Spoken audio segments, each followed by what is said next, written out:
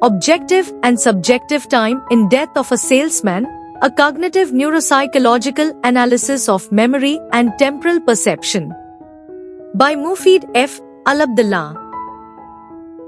Arthur Miller in The Death of a Salesman, which is his implementation of the tragedy of the common man, skillfully utilizes the concepts of objective time and subjective time to build his plot, which covers the last 24 hours in the life of the protagonist Willy Loman. The plot is constructed retrospectively by the use of memory. This study aims to analyze Arthur Miller's utilization of objective time and subjective time in his tragedy of Death of a Salesman, 1949. Objective time is related to events in the present, whereas subjective time is related to his memories of the past and predictions of the future. The study presents the concepts of objective time and subjective time in light of recent relevant neuropsychological studies and analyzes the text in light of them.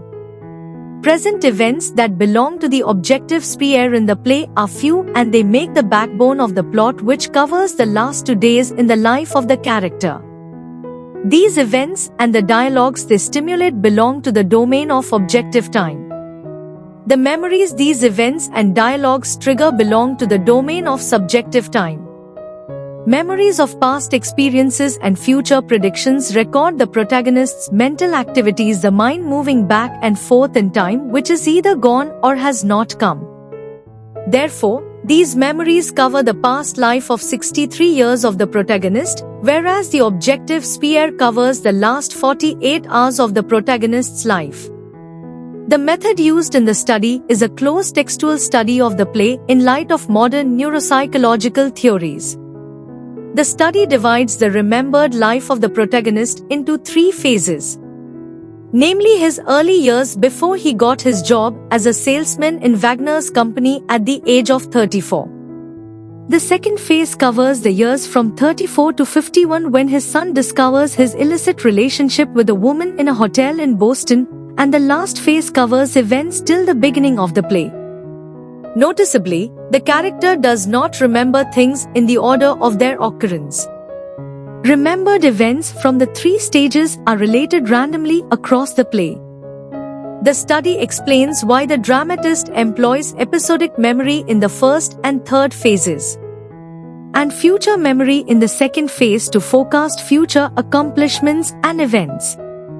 The researcher chooses to show how the writer used another branch of knowledge to further the field of drama, and how his understanding of contemporary neuropsychological discoveries helped him create a complex and informed plot. Additionally, the study provides an explanation of the neuropsychological topics used.